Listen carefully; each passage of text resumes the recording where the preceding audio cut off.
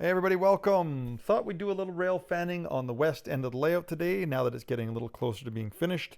We're going to be following an eastbound as he meets three westbounds over the layout here. So all this action is going to take place at Crowsnest. We're crawling out of Tunnel 7 here, about to rip through the Narrows. Let's tune into the scanner and get an idea what to expect for the rest of the day.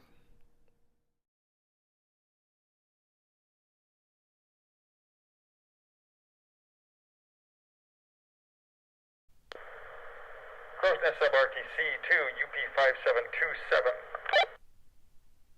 Go ahead, RTC. Hey, I've got your next clearance for you guys if you're ready to copy. We're ready to copy.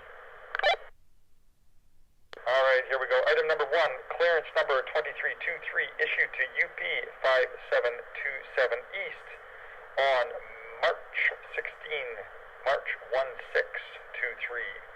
Item number 3, proceed from East EAST Crowsnest to West WEST Sentinel, clear main track. Item number 4, do not proceed until SAR 101 arrives at East EAST Crowsnest. Read back, please. Item 1, clearance number 23 issued to UP5727 East EAST.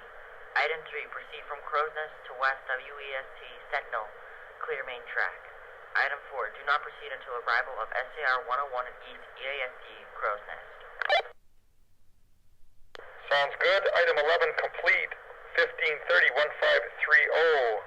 RTC initials DGE. Acknowledged by Conductor Eastman BAE.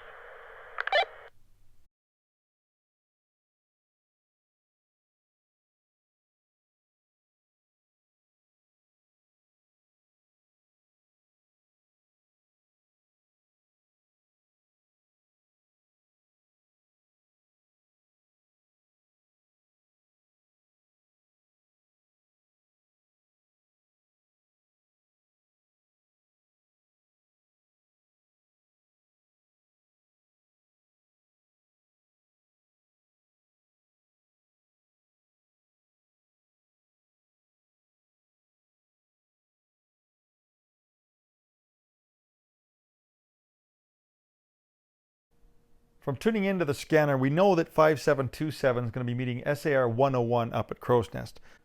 Now, seeing 101 on the point of a train is a bit of a treat, as it's the last remaining F45 in service anywhere.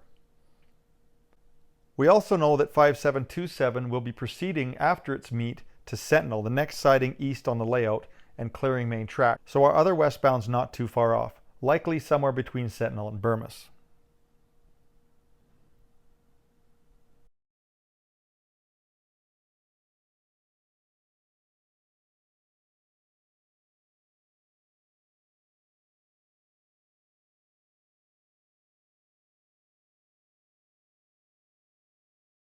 So while this freight's clearing up, I'll give you a brief history on F45 101. Now, I used to do a lot of rail fanning down on the MRL, and back then they still had 4 F45s in service.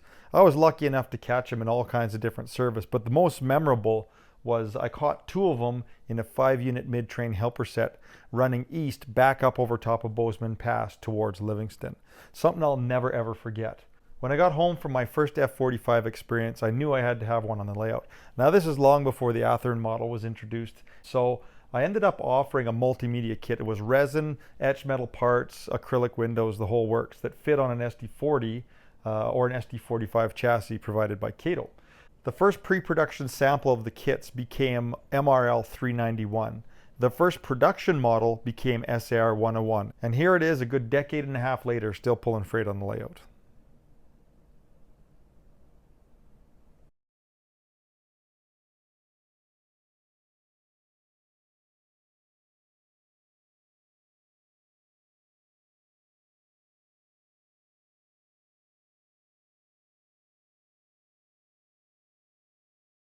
As the tail of 101 rattles over the east switch at Crowsnest, 5727 gets on the move. Let's tune back into the scanner and see what's going on with our next westbound. Crowsnest sub RTC to CP8705. I've got a clearance for you guys if you're ready to copy. Yep, ready to copy, RTC.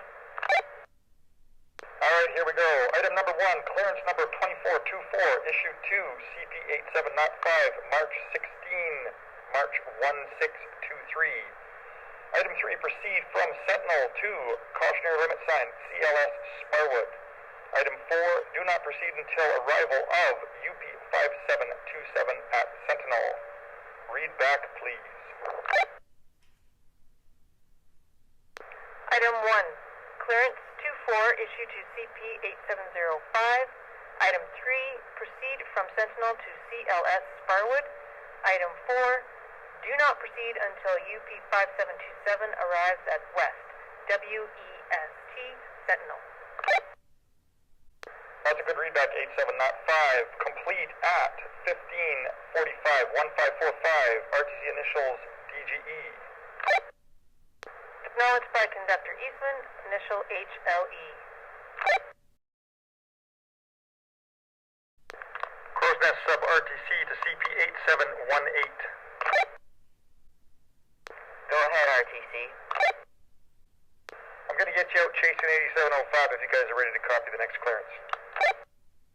I'm ready to copy. Alright, here it is. Item 1, clearance number 2525, issue 2, CP 8718, March 161623.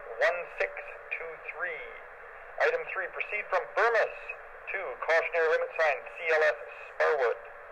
Item number 7, protect against CP 8705 from East EAST Sentinel. Read that one back, please. Item 1, clearance 25 issued to CP8718. Item 3, proceed from Burmis to CLS Sparwood. Item 7, protect against CP8705 from East EAST Sentinel. That's a good read back. Complete at 1548, 1548. RTC initials DGE.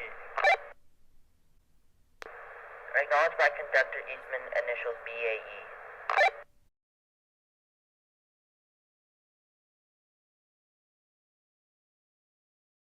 After 5727 departed Crowsnest, it took an hour for 8705 to show up.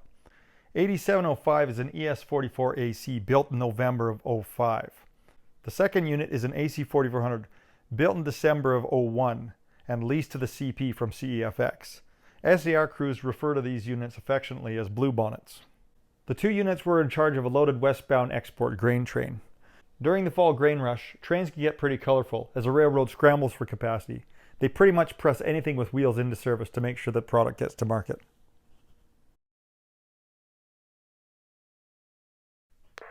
CP8705 to CP8718. Go ahead, 8705. Yeah, you can have milepost 65.1. Roger, 65.1.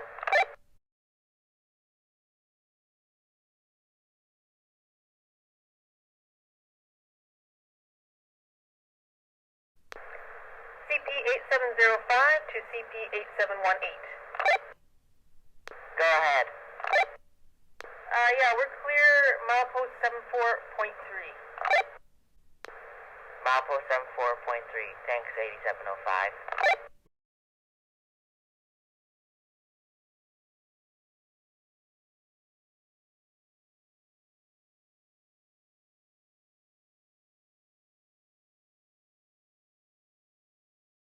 The last train of the day was empty coal heading back to the Sparwood coalfields from Thunder Bay, Ontario. Most coal from southern BC heads west over Rogers Pass and onto the Roberts Bank Export Terminal. However, there is one train that runs a cycle from Sparwood out to Thunder Bay where it's transloaded onto barges for delivery along the Great Lakes.